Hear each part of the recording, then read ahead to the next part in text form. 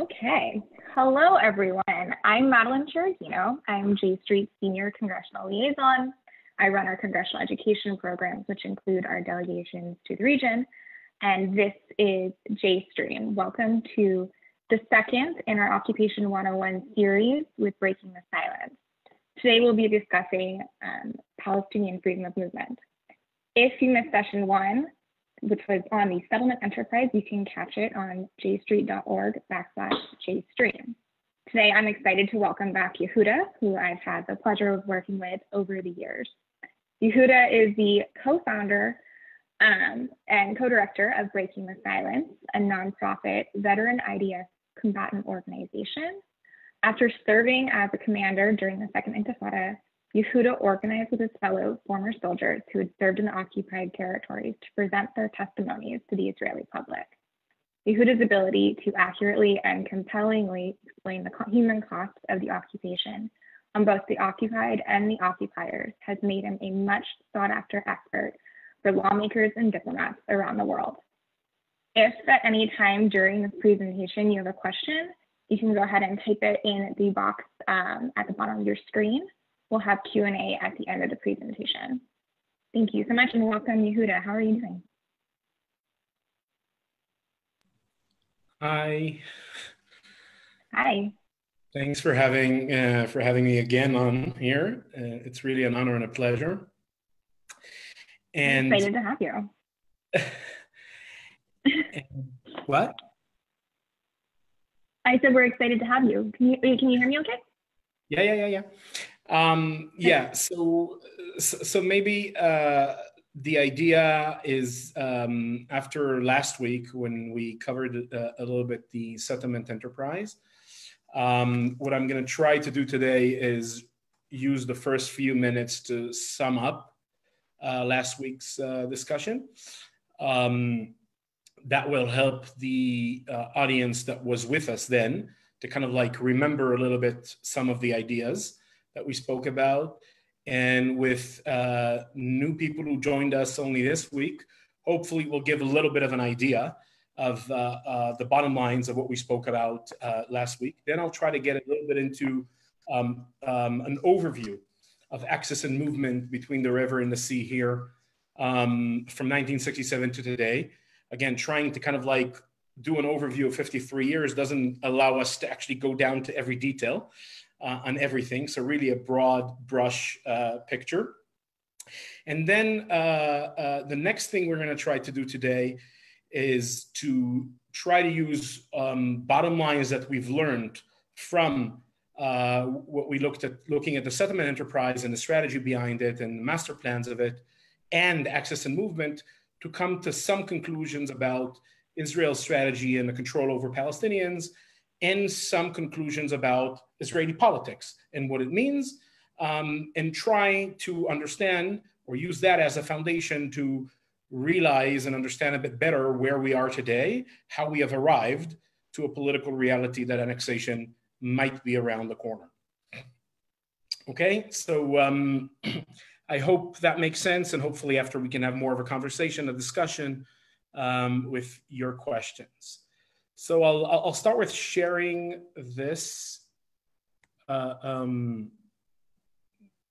present PowerPoint. Okay. So just starting with kind of like summing up what we spoke about last week.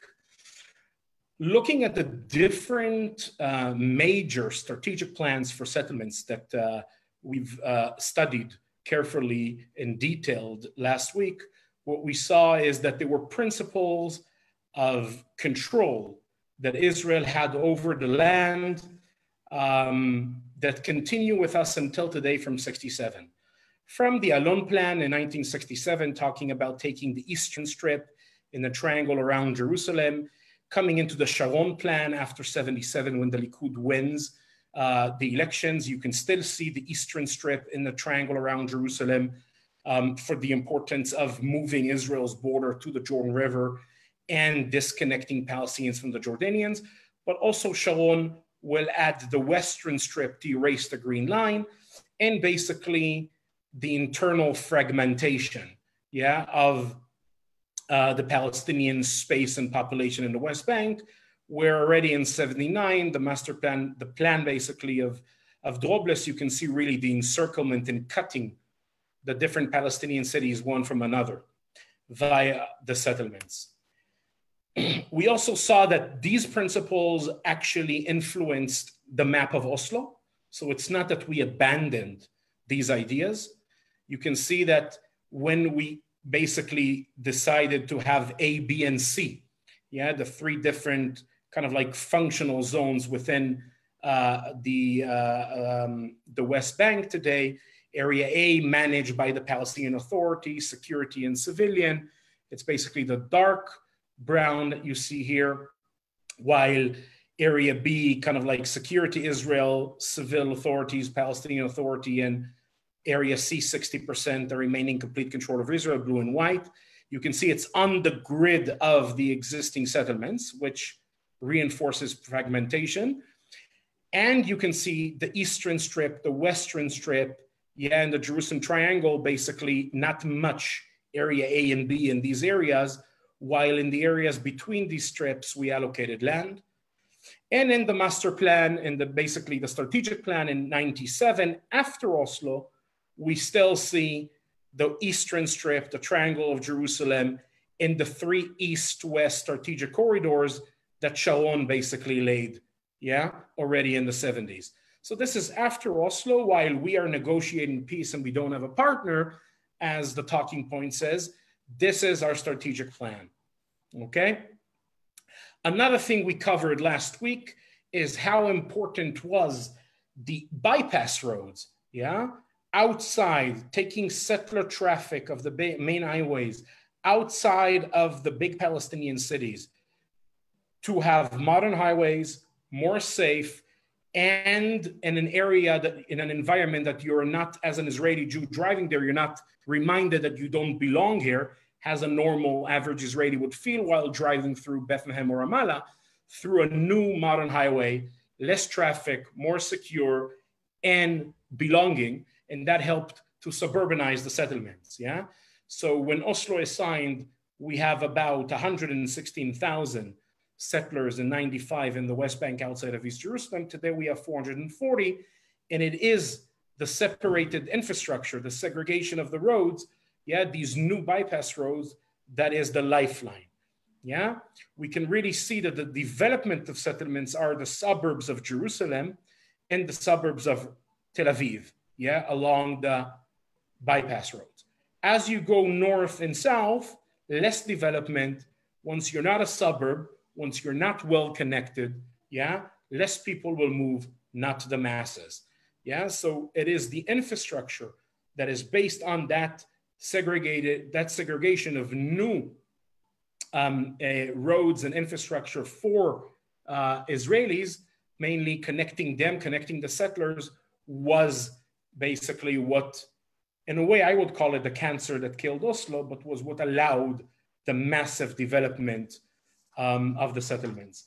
The last thing we saw last week is also where the occupation is weak and where the settlements project is weak, which is there is no settlers. Yeah, this is not China and Tibet. We don't have 5, 6, 7, 10 million Israeli Jews to move to the West Bank and change the identity of the land. And even though the state of Israel, the Israeli government and the settler movement understand that, yeah, and they're trying to bring ultra-Orthodox in order to cover for this lack of settlers, it doesn't always work ultimately, because you have, this is the largest settlement in the West Bank right here, Modi'in Elite, and the second largest settlement, Beitar Elite, where two of my sisters and a brother of mine are living. And these are together about 20% of the entire settler population, East Jerusalem and West Bank, okay? This is about 120,000 settlers. And they are few kilometers from the West Bank, so they don't really leave, yeah, a great impact on the map, okay? So this is just an example for some of the demographic weakness that we spoke last week about the settlement enterprise. From this, I want to start to talk a little bit about access and movement. So we start in 67, the carrot and the stick, yeah, that was the name that Moshe Dayan, then Minister of Defense, called it, or the idea that he had was ruling the Palestinians with a carrot and a stick. It's pretty obvious, yeah? The stick is pretty obvious what it is. The carrot is that they should have something to lose. Look at this quote that Shlomo Gazit, who was the first head of Kogat, which is kind of like the coordinating body of government affairs in the occupied territories. Really, I would call him the Palestinian real president, yeah? Running the occupied territories, running the Palestinians' life without being elected. Look at this. Each individual should know that he has something to lose. His house can be bombed. His bus driver's license can be taken away. He can be expelled from the area, or on the contrary, he can live in dignity, make money, take advantage of other Arabs, and ride the bus. So basically, the idea is very simple, yeah? Complete dependency, and anything is taken or given, yeah, at the grace of the occupier according to your behavior, okay? And this is a principle that has been ruling, that we have been ruling the occupied territory since then to today with. Now, from the beginning of the occupation, the Dayan idea was we open borders, we integrate economy, and that's one of our ways to create complete dependency. We don't develop, by the way, it's a policy, we don't allow Palestinian industry that can compete with Israeli industry, etc. And we basically use the Palestinian market as a captive market. And from the beginning of the occupation, there has been this pressure from the Israeli industry to allow workers to come out. There was also a big economic crisis. And basically from 72, a new military order is signed that allows basically Palestinians to leave the occupied territories to Israel. And we kind of like legally, formally don't have any more borders. And you can see here in this graph, basically the complete dependency of Palestinian workforce on work in Israel. Look how throughout the years, yeah, we're talking about by 75 already, 1/3 of Palestinian workforce is working in Israel, and unemployment in the occupied territories accordingly goes down until once we close the borders, and we'll talk about it soon, it will replace and go the opposite. And throughout the years, up to the first Intifada, thousands of Palestinians come to work in Israel. For Palestinians, this is, in terms of freedom of movement, great times, so to speak. Gaza, West Bank, Israel, all open. People move around. People see family that they haven't seen for a while. Refugees travel to see the remains or whatever of their villages, etc. So these are days that generally the default is anyone is allowed to leave in and out of the occupied territories unless said otherwise. The first Intifada starts December 87, and very quick in 88 that will change. Slowly, some restrictions will be put on Palestinians who have what is called a security background, who were in prison, arrested, etc. And in 91, the military order that allows freedom of movement basically is canceled. The permit regime, yeah, demand for permit is applied on Gaza and ultimately on the West Bank. And with the closure policy already cemented in 93, where not only you need a permit, yeah, you actually, from now on, there are days that we have closure where it's illegal for Palestinians to get out, even if you have a permit. And sometimes we cancel permits and you reopen it. And basically the reason for that was first, in the first Intifada, is the days of basically the dependency of the Israeli market on Palestinian workers in some attacks from the first Intifada. And ultimately what will cement it in 93 is the suicide bombing attacks of Hamas while Oslo is being negotiated. And basically by 95, a fence, basically a separation barrier, is completed around Gaza. The permit regime is completely in place. We flipped from the default of Dayan. In the beginning, everybody leaves unless said otherwise, to no one leaves unless he or she has a permit. And of course, you can see in terms of Israeli economy and its dependency on cheap Palestinian labor, you can see that exactly at that time, Israel basically covers its dependency, replaces its dependency on cheap Palestinian labor from the occupied territories with migrant workers from other places around the world. So you can really see the correlation to make sure that our economy is not harmed by that, and we basically end our dependency on cheap Palestinian labor. And in a way, Palestinians today who work in Israel with permits or without permits, which are, by the way, more or less around 100,000 or so,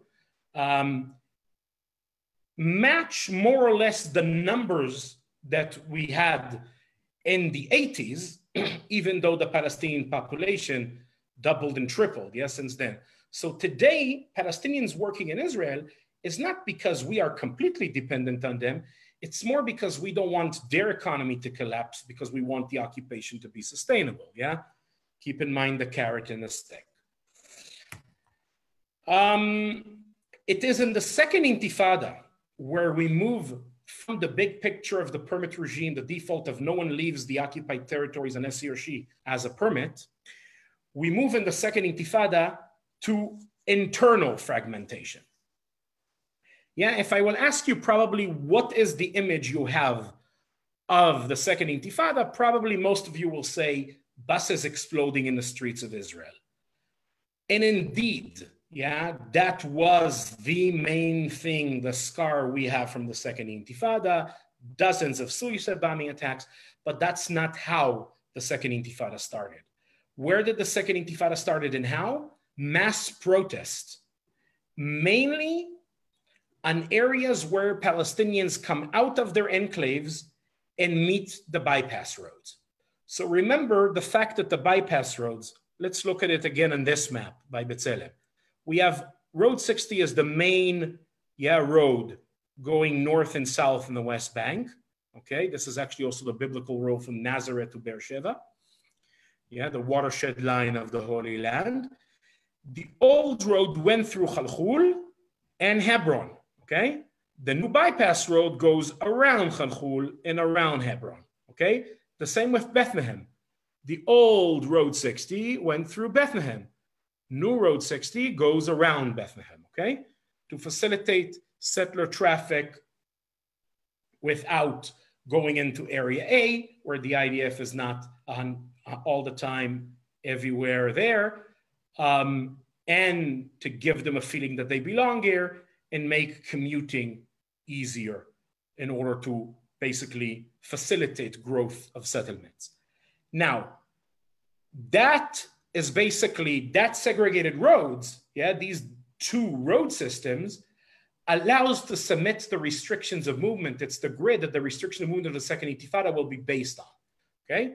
You come out of the Palestinian enclave, which is encircled not only by Area C, but in many cases by a bypass road, and you block the access of Palestinians out, And in that way, basically cement the enclavement of Palestinians to about 169 tiny enclaves. So the second Intifada starts exactly at these points of friction where Palestinians come out of their enclaves and meet settler infrastructure in IDF. Okay, Muhammad Adura from the Netzarim Junction in Gaza, the DCO checkpoint around Ramallah, Palestinians are coming out of the enclave, mass protests, and that's how the second Intifada starts. We don't have the time to actually go through everything. The next wave will be, Israel responds in a very, very aggressive way to try to kill it while it's small, so to speak. A research inside the IDF talks about more than 1 million live bullets that were fired by IDF soldiers in the first month of the second Intifada. There is actually a great documentary about it, which I highly recommend. On the beginning of the second Intifada, it's called 1 million bullets in October, based on that figure of more than 1 million bullets of live bullets that were fired in 1 month. The second wave is attacks on roads. The third wave is suicide bombing attacks. But anyway, from the beginning of the second Intifada, the IDF right away takes use of these two road system, the bypass roads on one hand, and the old roads, and basically locks Palestinians inside the enclaves in order to fragment them. And how do we do it? In two ways. First, in a legal way, a permit regime. And during the peak of the second Intifada, for Palestinians who wanted to go from Hebron to Bethlehem, this way, you needed to have a permit. To move goods, you need to have a permit. Any movement almost was regulated. And how do you enforce that legal regime? With physical obstacles, as you can see, earth mounts, concrete blocks, etc., and manned checkpoints, okay, who monitor the movement. Who has a permit can pass, and who doesn't can't, etc., etc. Another thing that was done is physical blockings, not basically, some of them are to enforce the formal legal regime of segregation and the permit regime, and some of them are just to de facto enforce segregation that is not backed by orders. Yeah, we can basically see here an example from a B'Tselem map from 2004, a little bit of an example of the three different restrictions that you have here on roads. The red roads are completely prohibited for Palestinians. So these are roads where Palestinians couldn't get on, okay? Either because there was orders, the permit regime didn't allow them, or because physically it was impossible for a Palestinian to enter to this road. The next kind of roads you can see is these orange ones here, main roads, on the Jordan Valley, etc., where it's partially restricted and prohibited. Either Palestinians, in order to enter this road, need a special permit, or they need to prove on their ID, they have to be registered in one of the villages on this road, or a village that this is their only way in and out of it, okay? And then you have basically the restricted use, which is you are allowed as a Palestinian to drive, but most of the entrances and exits of this road are blocked, and you will probably have to go through a checkpoint, etc., etc. So you can really see that most of the highways that settlers use are basically restricted at some level to Palestinians and are cementing the enclavement. You see purple, red all around, okay? You can really see that. This is just to show you the entire West Bank. You see it less clear, but you can really see that the main highways, the big bypass roads, the main highways of the settlers are the ones where Palestinians are restricted. So how did we enforce these restrictions? As I said, some of them were legally, in a sense that there was military order backing it legally, but some of them were illegally. Basically something that we as soldiers, including myself, basically enforced it. And the way we've done it is, this is just a photo from our first exhibition that Breaking the Signs did in 2004. This is actually from a barracks that I was based in Husan, west of Bethlehem, south of Jerusalem. I was based there late 2003, beginning 2004. And I was reading this article, the story about the fact that IDF soldiers are confiscating car keys of Palestinians who drive on wrong roads or who cross lines that the army doesn't allow them to cross, whatever. It's as a form of drying them out, because you can't really arrest them.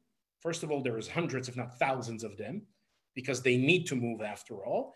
And secondly, because many of these restrictions, as I said, are not legally backed. So you can't arrest them for violating something that doesn't exist, like a military order.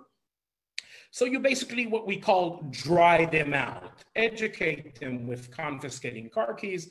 The IDF spokesperson actually rejected it. And I had a box, while reading this article, there was a box near me in the room. It was the control room of the barracks, where dozens of car keys, as you can see them on the wall of the exhibition, 1 month, one checkpoint in that area. And that's the ones we didn't give back to the drivers after the soldiers took from them.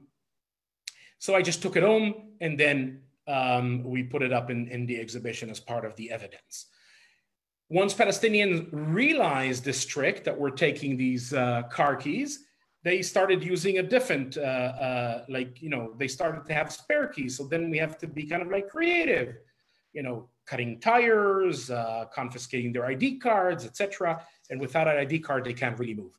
Now, what I show you this is just for you not to understand that this is not, these are not only stories from the Second Intifada. Yes, this level of restrictions are from the Second Intifada, but also in 2012, way after the Intifada, this is one of our testifiers in the South Hebron Hills, the southeast corner of the West Bank. There is a big area that is called Fire Zone 918, 12 Palestinian villages in an area that was declared a training zone for the army. If Palestinians drive, you're not allowed to be there. So you stop them and ask them, show me your ID, why are you here? And their answer is, we live here in this village.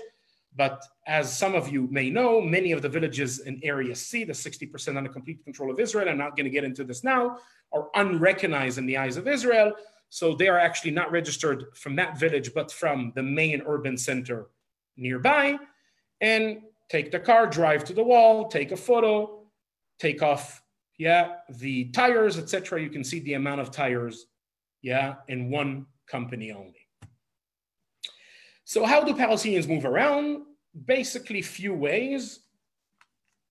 The most common one was what we called back-to-back. You see kind of like the concrete blocks, at the edge of the enclave. So you come on one end, take off, the merchandise you bring in with car from there, and then you come on the other side and take it, Or these children are going to school or back from school from one enclave, which is Hebron, to another village, and then they get up to the closed road here, cross by foot the road that settlers are using, and then go into the enclave and taxis are waiting. You basically travel in segments. And if you wanted, if I go back to the example of Hebron, Bethlehem, you took 10, 15 taxis from this enclave to this enclave to this enclave to this enclave to this enclave, and ultimately you made it there after an hour and a half, 2 hours. And of course, that basically costs a fortune. Think of the impact to economy, if to move goods, etc. And there you can see other ways to move.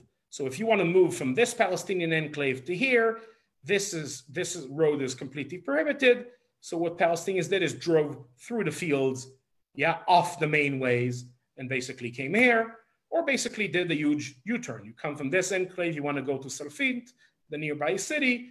This road, the main road that you used to use, is blocked. You basically have to go all around on roads that are partially prohibited for you. And those severe restrictions of movement basically have a huge impact on Palestinian economy, and there is enormous international pressure to ease up these restrictions. In parallel to that, there is a bunch of generals and the IDF who believe that we are losing the Second Intifada because we are using only the stick, no carrots. And we need Palestinians with something to lose in order to win. We need to give them something in order to win. And that's when a new plan of segregated roads is being planned, basically, that is called Everything Flows. You can really see kind of like in blue, the Israeli roads, in brown, the old roads connecting the main Palestinian centers, and basically tunnels and bridges connecting the enclaves. So the tunnels and bridges of the Trump plan are not really a new idea.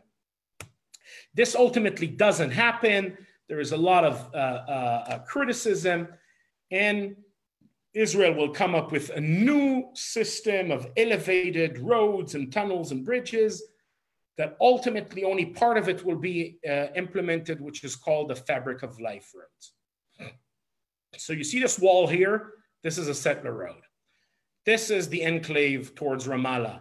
This is an enclave of a Palestinian village of Bidu, and you basically have a tunnel beneath the settler road connecting one enclave to the other. This is the enclave of Husan.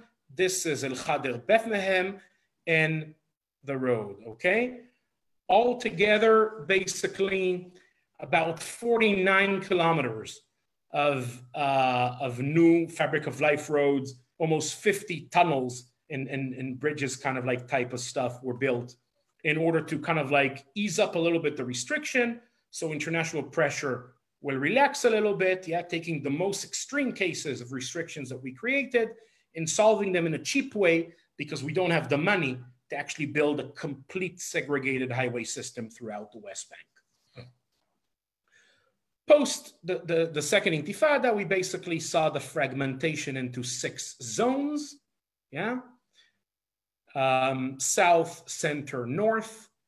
Basically, today, you don't need a permit to move between them, but there is a checkpoint in between them. There is East Jerusalem, where Israel treats as the highest level of permit. This is like entering to Israel. And in green, this is the so-called seam zone, the Israeli side of the separation barrier, which you need a special permit to enter that area. Yeah, and then you have the Jordan Valley, which today you don't need a permit anymore as of 2012. But, and this is where I'm going to try to end the access and movement and get to political conclusions a little bit.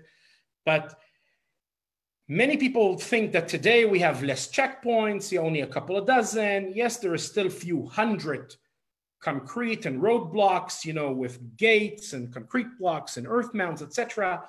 But there's less checkpoints, and the image we have is that, you know, movement of Palestinian is cool. So first of all, we have, of course, the siege in Gaza, complete fragmentation between Gaza and the West Bank from 2007. Secondly, within the West Bank, we have the separation barrier, which is a huge checkpoint, yeah, going along, basically de facto annexing 9+% of the West Bank almost. But yes, we have less restrictions than what we spoke about in the second Intifada, yeah. We don't have this system anymore, but what we have is absolute control. And what do I mean by that? The IDF basically analyzed all Palestinian movement in the West Bank. And we basically decided, we created what is called a must-used road, tzirech rechi. We decided where Palestinian traffic in the West Bank should be directed towards. So if you live in a Palestinian village, not every village, but a village that is not inside the enclave, but at the edge of the enclave, yeah? See those? The villages at the edge of the enclave. We decide which exits and which entrances will be open. So most of the exits will be permanently closed with concrete blocks, with gates that are closed. And then 1, maximum 2 will be open, but there will be there a gate. If not only a gate, also a watchtower with soldiers nearby. And if not a gate, at least a watchtower, okay?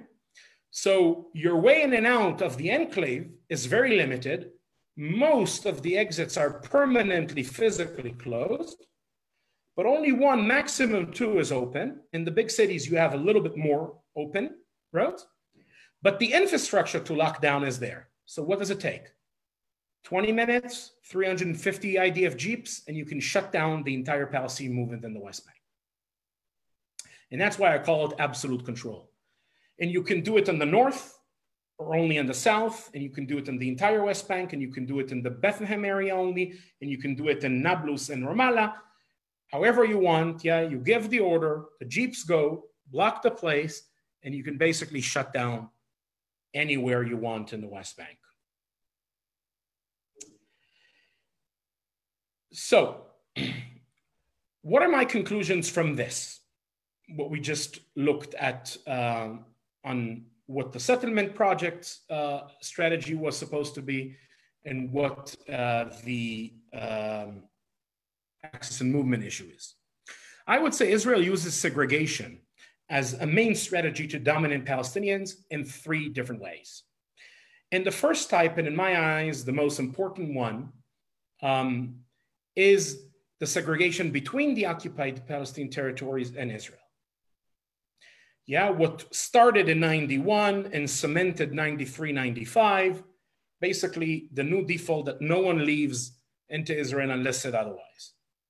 This is not only done by access and movement, it's also with what is called family unification. Israel controls the population registration.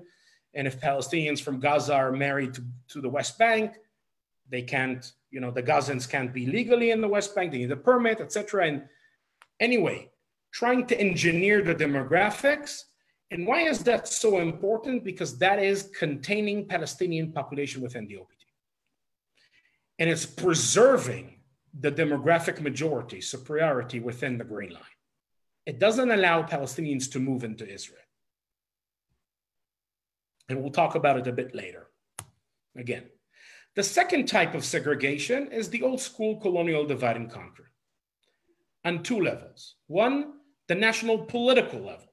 Yeah, we are busy in a project of building different Palestinian nations, yeah, different identities, Palestinian citizens of Israel inside the Green Line, East Jerusalemites in East Jerusalem, West Bankers, Gaza, diaspora, refugees, etc. Yeah, political fragmentation, Hamas, Fatah, okay, which is a deliberate policy today of trying to keep, yeah, the fragmentation between them in order to break down the Palestinian unification, the political unity of the Palestinian people. And at the second level, the territorial fragmentation, yeah, that we saw with all the settlements, ABC, West Bank, Gaza, basically, if you remember, the seam zone and the rest, yeah, East Jerusalem from the rest, each enclave from another, Palestinian farmer from his land, diaspora from West Bank, Gaza, etc. Okay, we saw that very much throughout the entire discussion last week. And the third level of segregation, which is also a very important one, is the segregation between Israelis and Palestinians within the West Bank, okay? That is based on one hand, the bypass roads, especially for the settlers, and the fabric of life roads for the Palestinians. So even if we don't have proper restrictions imposed today, yeah, Palestinians don't need to use the settler roads, etc. And that, as we saw last week, is crucial. And the planners already in the 80s, especially in the 90s, understood that yeah, the first option of parallel roads provides a better solution for the issue of segregation, even in tense times, allows for togetherness that maintains separation, okay? The planners understood that segregation is the lifeline that will allow the suburbanization of the settlements, okay? Friction, not good for settlement growth. My sisters and brother would not have moved to settlements if there was friction. What is my political conclusions from this? I would say that I don't believe that one should look at Israeli politics anymore through a lens of right, center, and left as you think of it in the rest of the world. And why? For different reasons. First and foremost, because as we saw, the occupation is not a right-wing project. Israel domination over Palestinians is an Israeli project. Apart from the second Rabin government in '92, this is mainly basically the national project of maintaining this. Second is the fact that right and left in Israel is not your right and left. Yeah? Normally in the world, right and left is according to social economical policies, while here, that's not the defining issue between right and left, but rather Israel-Palestine, at least traditionally. Look at Haaretz newspaper, by the way. Everybody would say Haaretz newspaper is a very left-wing paper, but on social economical issues, most of the people who write there are extremely neoliberal, yeah? So right-wing in that sense. So that also confuses. And the third reason why right and left, I think, is less relevant to Israel is because if you live in a place like Israel, where I live today, where the moral political crisis is so fundamental, yeah, which is a military regime, an occupation over millions of people, stripping them from rights and dignity for over half a century. I don't care whether you're a neoliberal or socialist. Yeah, there is one thing that I care about is what you think of our relations to Palestinians. Just like if you lived in Alabama in the 1950s, the question was, what do you think of segregation and Jim Crow? And if you lived in South Africa in the 70s or the 80s, the question was what you thought of our relations, yeah, as white people with Africans, with colored, with Indians, yeah, about apartheid. And that's why I would divide the Israeli political sphere to 4 camps, or basically 4 ideas, yeah, depends how you want to call it, of our relations with Palestinians and our relations with the space. And the first one is what I would call the annexation camp. The driving principle is all the land river to the sea is ours. Now, what do you do with the population? Yeah, you can take everything and then don't give rights, basically apartheid. You can take everything and leave Palestinians and Bantustans like Bennett. And even today, the annexation ideas of the West Bank, we forget Gaza. Yeah, so easily kind of like push out 2 million in order, yeah, to balance the demographic issue. And as we saw last week, this idea is with us from day one of the occupation. The movement for Greater Israel from the 1960s, Gush Emunim, the settler movement in 74, Bennett, Smotrich, and other politicians today.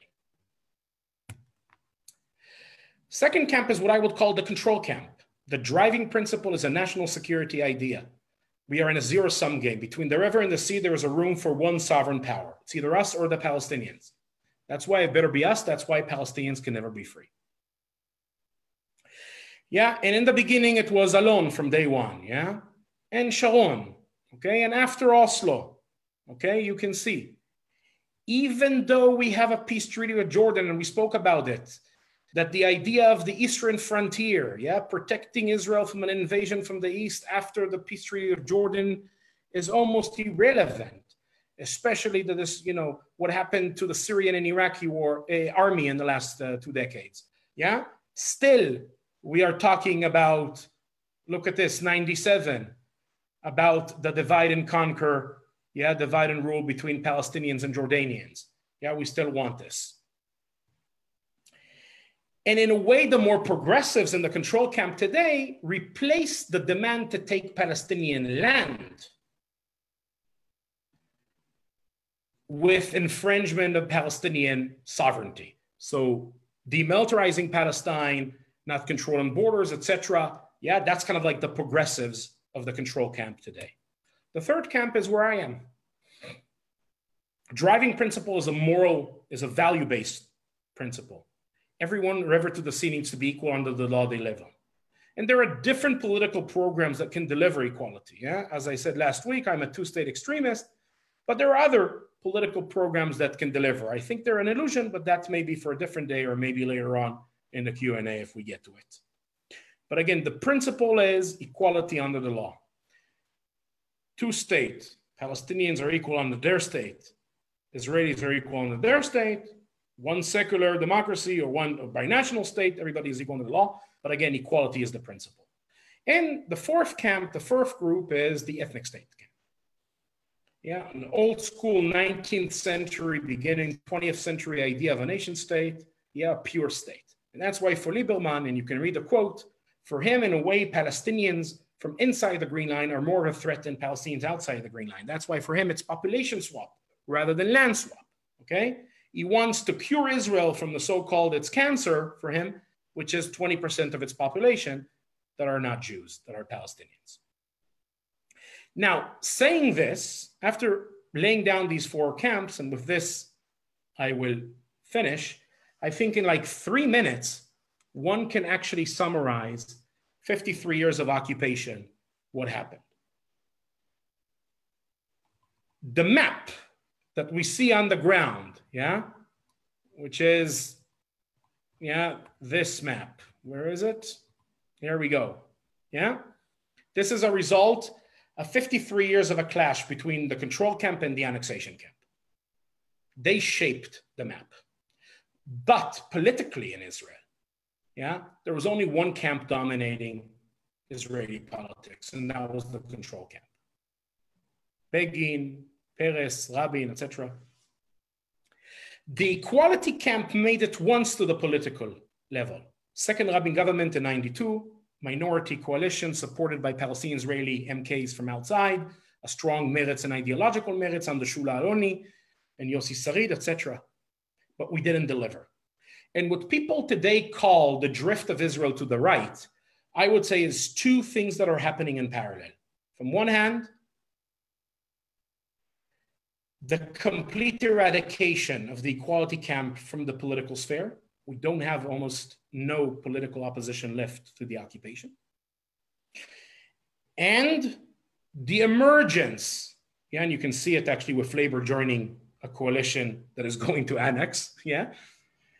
And the second thing that has happened is the emergence of the annexation camp from the hilltops of the West Bank to the cabinet table today.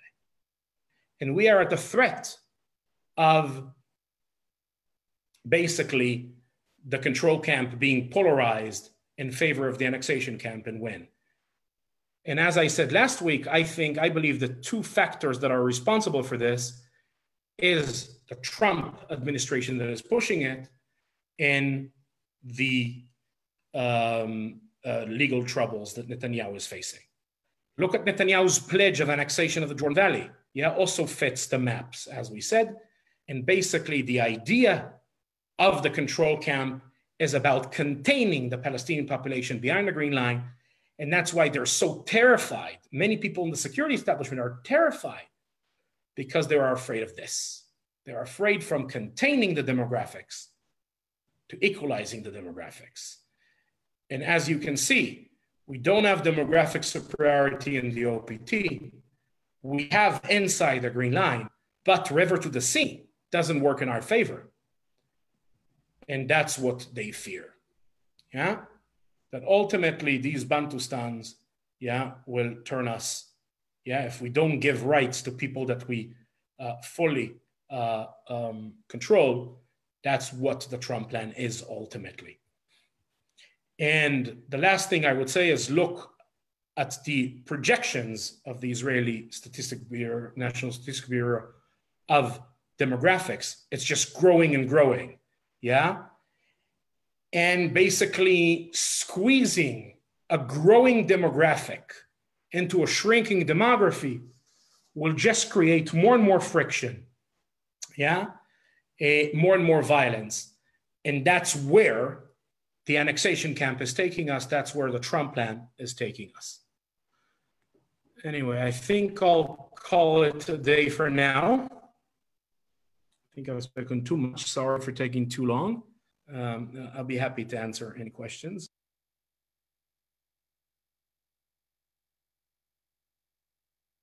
I think you have to unmute yourself, Madeline, sorry.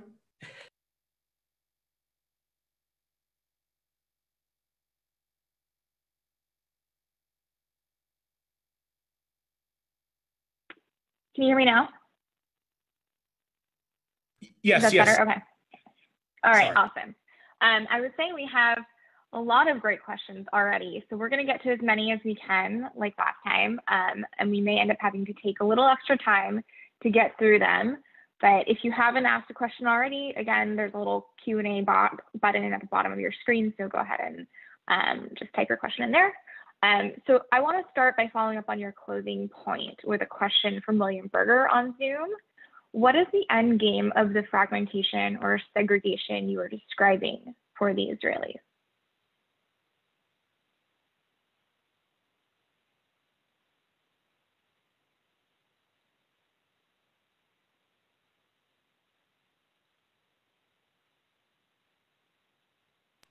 Sorry.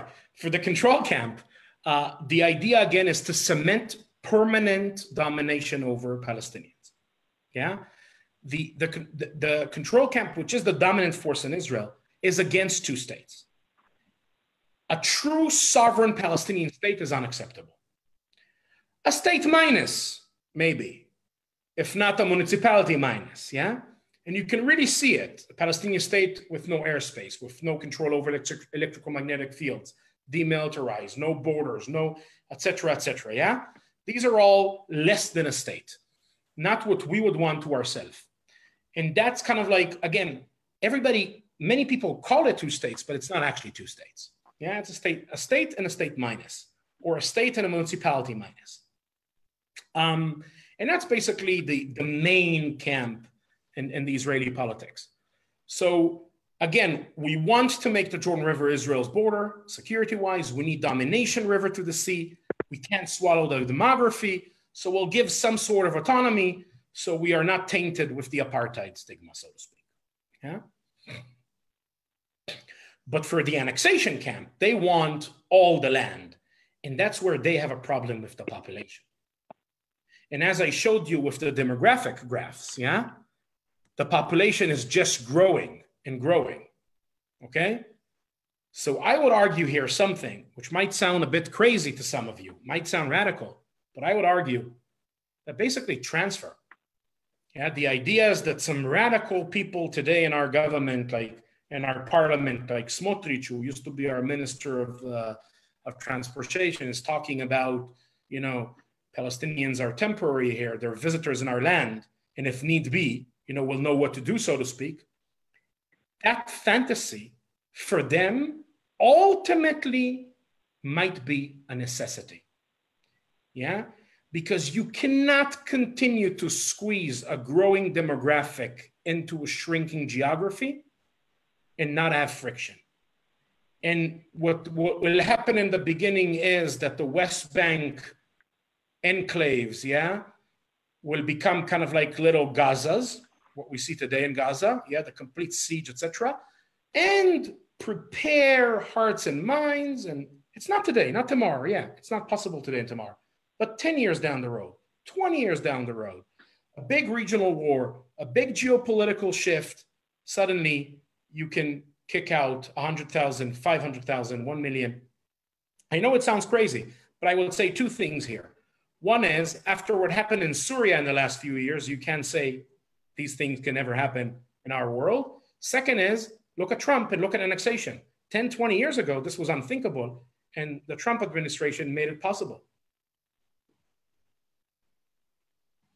Thank you, Yehuda. To continue with some of the bigger picture questions, we have something on the Jewish community.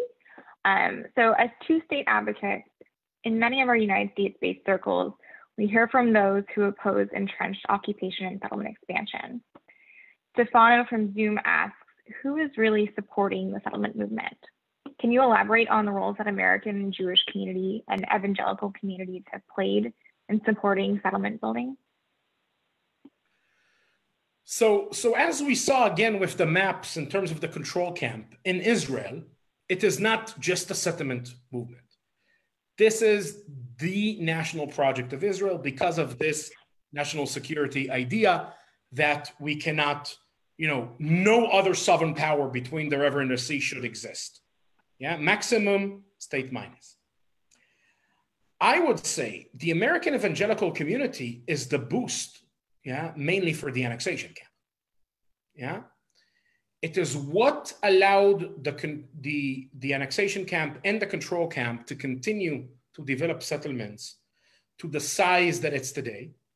So even though we had the peace process from 93, 95, number of settlers tripled, yeah, more facts on the ground, yeah, basically making political price of enforcing two states, of ending occupation, of leaving the control camp and moving to the equality camp, which is where we are. And that's our goal to implement, more costful, because you need to evacuate more settlers, because there's more facts on the ground, because. And I think they are the driving force today behind mainstreaming and basically making annexation possible, which is unthinkable 10 years, 20 years ago, as I said. I really believe that this is, in numbers, the annexationists in Israel are relatively low in terms of public support, but in political power, enormous, because you have David Friedman coming to Netanyahu and saying, hey man, what are you still doing in a control camp? I'm annexing, come and join me. Yeah. Okay, well, we have another question here. This one is an interesting question on political rhetoric we use when discussing the West Bank. Yehuda, you showed some slides that illustrated the fragmented Palestinian enclaves of areas A and B in the West Bank. Andrew from Zoom asks, do you feel it is useful, neutral, or counterproductive to refer to the results of enclavement as Bantustan? or other terms from the South African apartheid struggle? Wow, this is, I think, this is an interesting question in two levels. First of all, strategically speaking, and secondly, factually. I would argue that if and once the Trump plan is implemented, annexation is implemented, yeah, then formally Israel said control is permanent over Palestinians. And we are not talking about giving Palestinians rights in these enclaves, yeah, but rather the opposite. Maybe we might give rights to some Palestinians in the areas we annex, but the rest will not.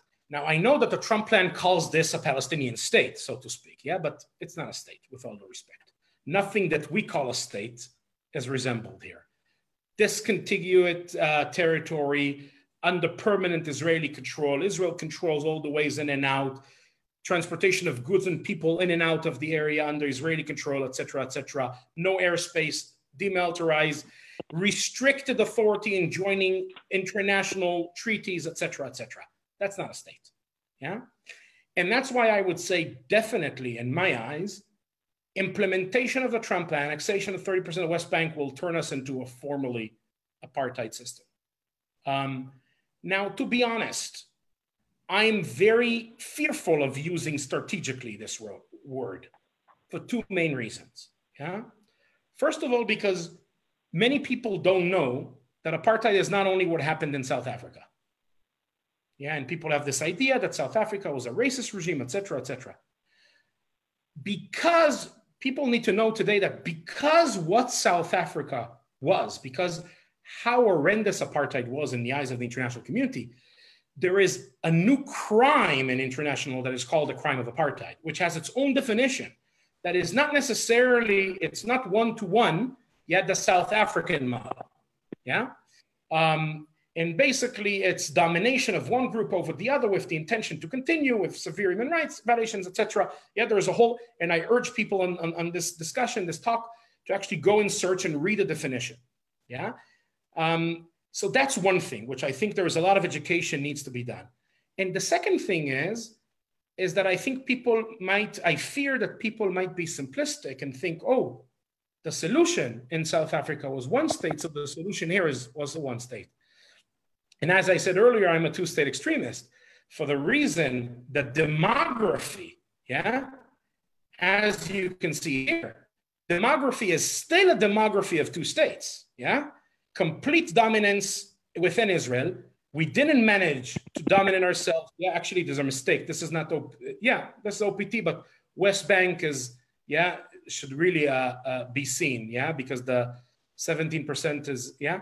So we didn't really manage to take demographically the West Bank. And that's why I think even if you will manage, and I hope we will one day, to manage the political forces in Israel, the pressure from outside together, yeah?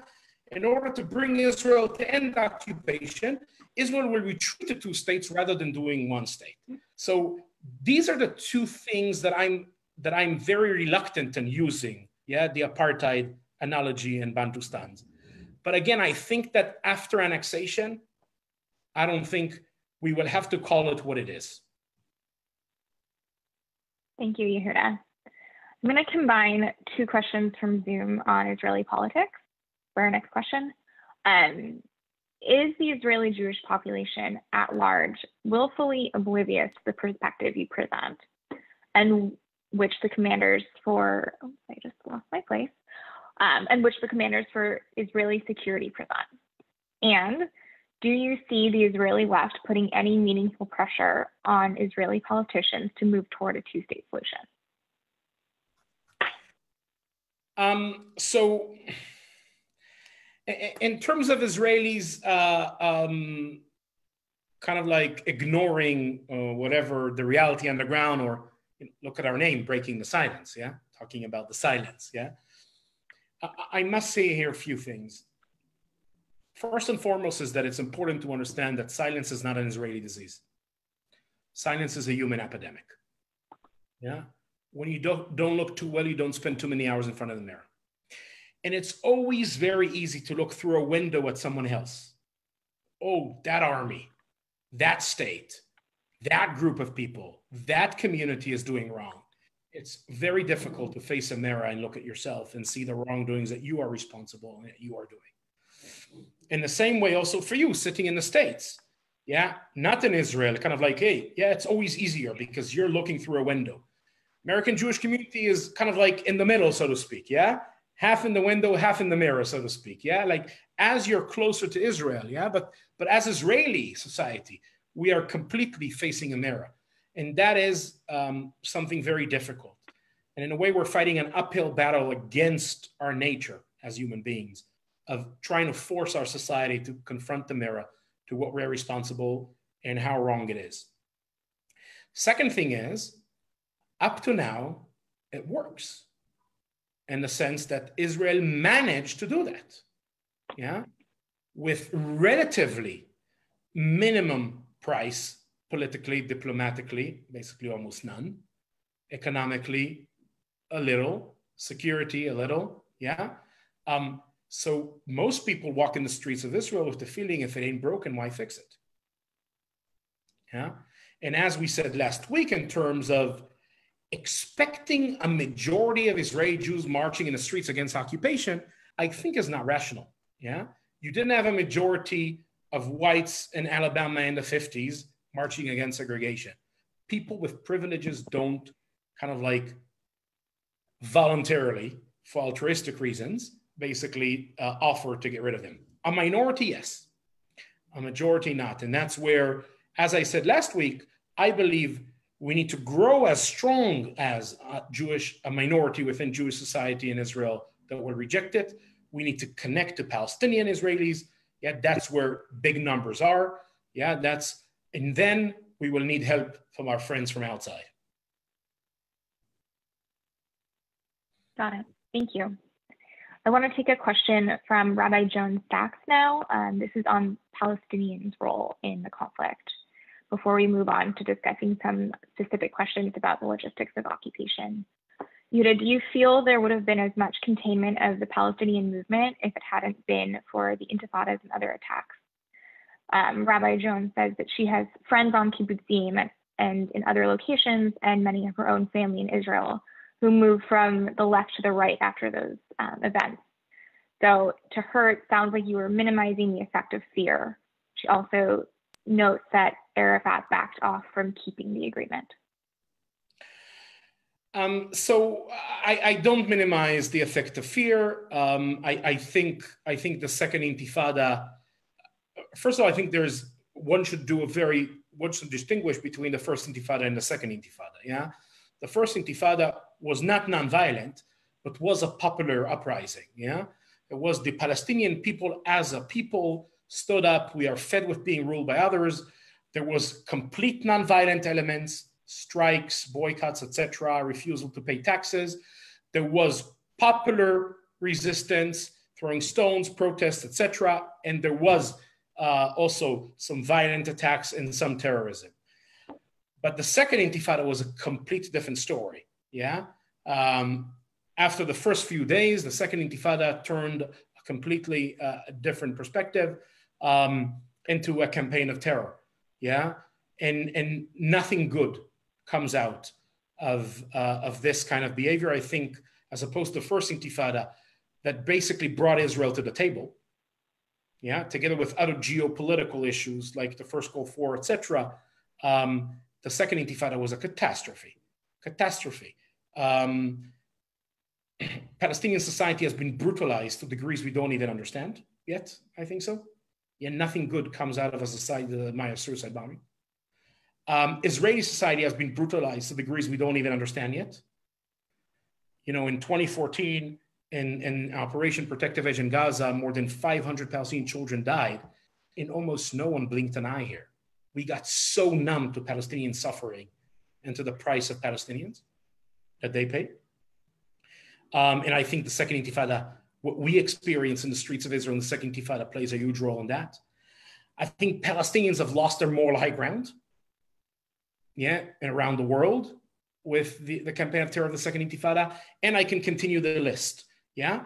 But I think saying that, I think this is also very important. One is Israelis have moved from the left to the right. Again, I don't like left and right, as I said. The question is whether they are in the equality camp or not, because control camp is not left, so to speak. That's the first thing I would say.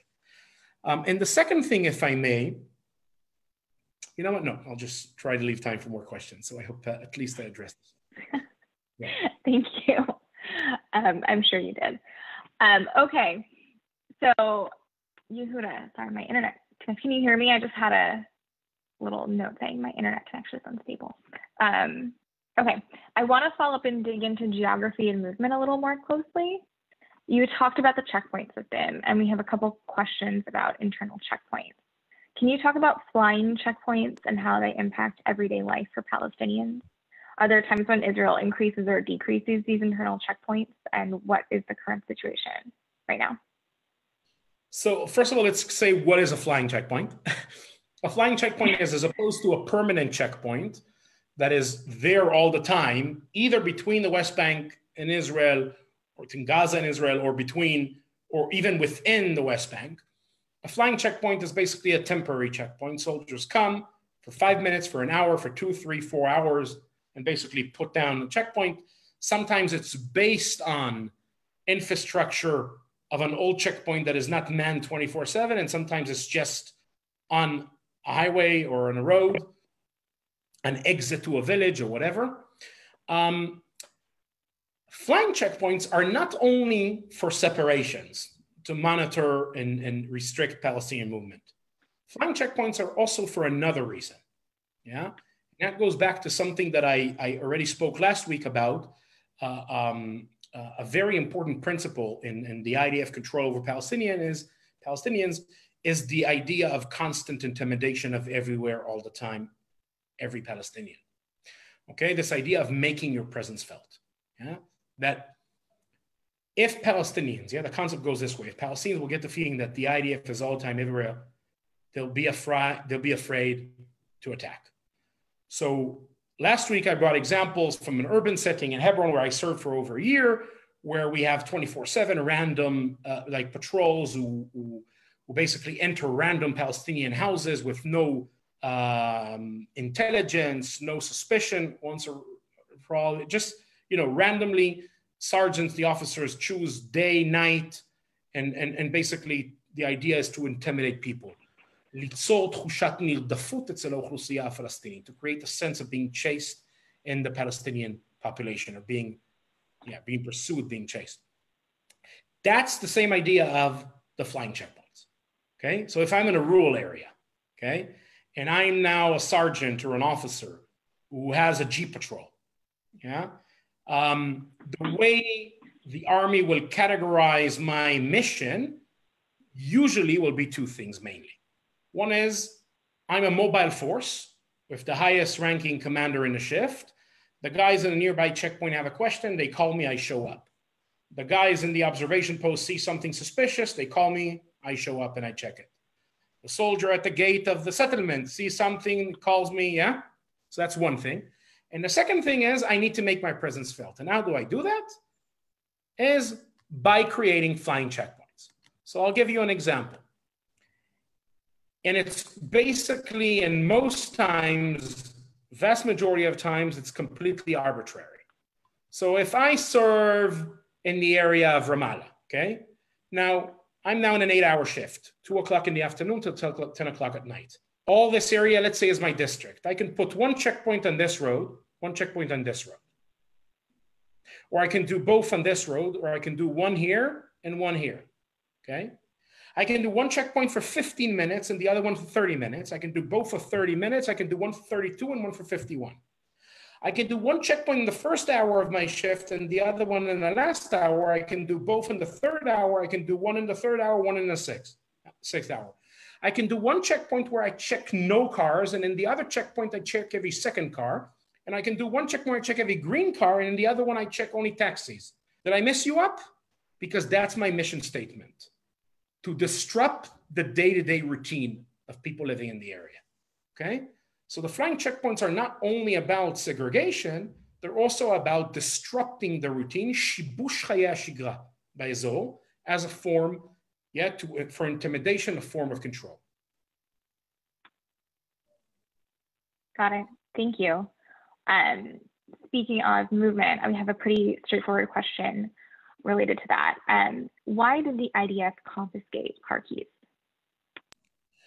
Again, this is just to say, this is a method from my time in the second Intifada, yeah?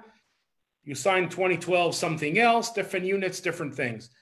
The reason why we've done it back then was, again, Palestinians, we were driving with patrols or whatever on roads where Palestinians were not allowed. Now, in most cases, as I said, these restrictions were not backed legally with military orders, so we cannot arrest someone for violating a military order. And even if there were so many Palestinian drivers violating this, so you're not going to arrest, dozens of people every shift. So you basically need to educate them, yeah? And how do you educate them is what we called in the idea of dry them out, li'abesh otam. Yeah, basically take their car keys, leave them for a few hours, so they learn the lesson, yeah? And after they learned the lesson that we take car keys, they started driving with spare keys, so we started taking ID cards. And without an ID card, a Palestinian can't move, yeah? Because the next soldier will find him, you don't have an ID, you're arrested. That will get you arrested. And, confiscating batteries. And as you saw in 2012 in fires of 9/18, you actually take off tires and, yeah, different forms and ways of how to punish Palestinians, kind of like without formalizing it through military courts, et cetera, et cetera. Okay, thank you. All right, so we are going to go with two final questions. The first is a question about how you organize your tours in the West Bank. Someone asks if you come across any obstacles to putting those together.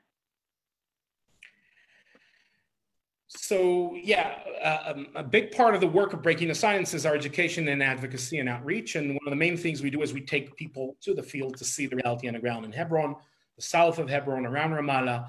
Yeah, we believe that a direct encounter with reality of occupation is one of the best ways to actually understand what occupation is.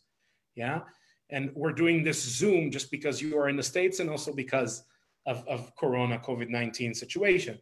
But ultimately, the best thing is to go to the field, and we take thousands of people. We do about 500, 550 tours and lectures a year. I'm not talking about now on the Corona restrictions, but like in a normal year of the work of Breaking the Science, meet 12, 14, 15,000 people, mostly Israelis, by the way. Around 20% are young Israelis before draft. So youth movement kids, high school students, pre-military academy students, etc. That's a very important target group for us in Breaking the Silence. And of course, on one hand, you have, the government's restrictions in the sense of, Naftali Bennett, who was back then, a few years ago, the Minister of Education, pushed through a special law that was called the Breaking the Silence Law, trying to get us out of schools. But also on the ground, there are several problems. From time to time, there is some settler attacks and basically pressure on the IDF to restrict our movement with closed military zone orders. But ultimately, I would say we won a Supreme Court case years ago, 2009. And since then, more or less, most of our tours go without interruptions. Every once in a while, a new unit comes to town. Settlers are trying to use that kind of like glitch where they're not really aware of the fact that we can move around, and then they put pressure on the local commander, and we face problems. A new brigadier general for the Hebron region, suddenly there's pressure on him, all that kind of stuff. Settlers are trying to use every crack in space in the system, but ultimately, it's a big part of our work, and we are able to do that. And you can basically register on our website if you visit Israel next time, hopefully after this. It's a fantastic tour. All of them are, and we're very glad that you are able to do them despite the obstacles. All right, we have one last question. I'm going to combine actually two questions from Zoom. You describe a pretty dire situation of occupation and the infrastructure of total control over Palestinians. Obviously, that infrastructure would have to be disbanded if we were to achieve a two-state solution. If Israeli policy for 50 years has been to fragment the Palestinians, how can there ever be a two-state solution with a coherent and contiguous Palestinian state?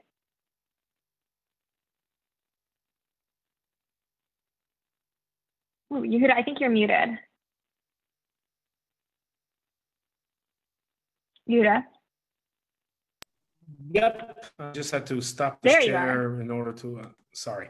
Yeah, so I think that's a great question, and I think it's important to realize, and we spoke a little bit more about this last time than this time, but again, look at this. This is the national project of the State of Israel, and the State of Israel is not a weak entity, but we haven't managed to dramatically change the demographics in the West Bank.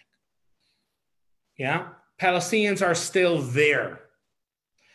And until someone like Smotrich fulfills his fantasy of getting rid of the Palestinians out, yeah, I think we are still in a two-state reality. It is not around the corner, hell no. It's not just about putting together the right, getting out the extremists and putting labor into the coalition to have more moderates. No. As we see today, labor goes into government with annexation, yeah? No. It's about changing the cost-benefit calculation of our leadership. It's about bringing Israel to understand that it cannot continue to dominate Palestinians forever. The price for that will be higher, yeah, than not dominating Palestinians forever. And I think that is our strategic and political goal. It's about mobilizing political power inside Israel. It's about mobilizing political pressure from outside of Israel in order to get Israel to end occupation, yeah, and retreat to the Green Line. Green Line, I say, because that's a principle. Of course, negotiations, agreed land swaps, okay, if Palestinians agree. But in principle, our demand is end of occupation. We are not part of the control camp. We are part of the equality camp. We want Palestinians to be equal to us in the way that they're going to be under their state. And we're going to be under our state. And there is equality between states. Yeah, the idea that we have the right to decide what level of sovereignty Palestinians will have is unacceptable in my eyes, insane, and shouldn't be acceptable. Palestinians should deserve exactly what we deserve for ourselves. What I want for myself is what I want for my Palestinian neighbor. And that's the premises of my moral position and my political position on this issue. Thank you, Yehuda. And thank you to everyone who joined us.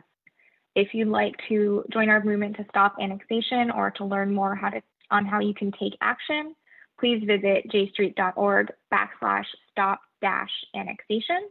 And to find recordings of our past webinars, including this one and last week's Occupation 101 with Yehuda, you can go to jstreet.org/jstream, where you will also find a list of our upcoming webinars.